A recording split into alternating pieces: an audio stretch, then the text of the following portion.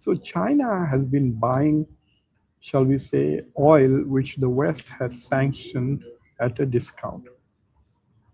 Okay, so if you look at Iran, China buys one point. This is before the war, obviously.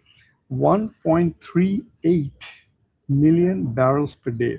China's total consumption is, total imports are about 11 point something. As I pointed out, they are 11.6 million barrels per day.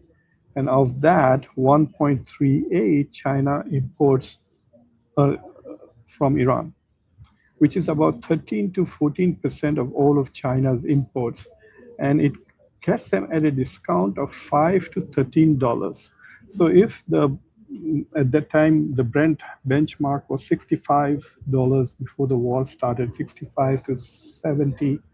So you could say that China was either buying it at say 52 or maximum 60. So China was buying oil at a premium, and China bought 90% of Iranian oil, even though it was only 30 to 14% of China.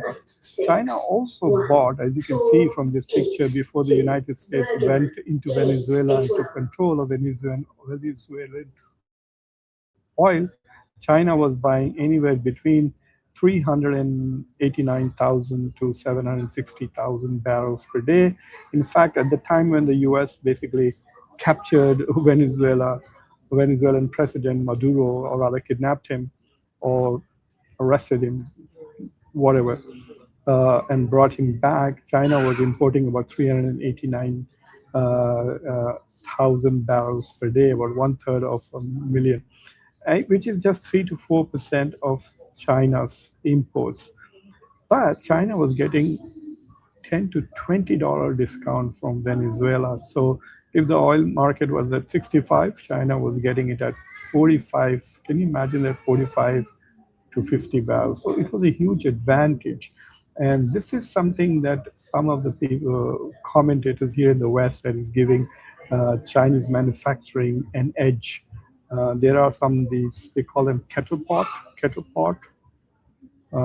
small refineries, which are making profit only because they are able to get the crude.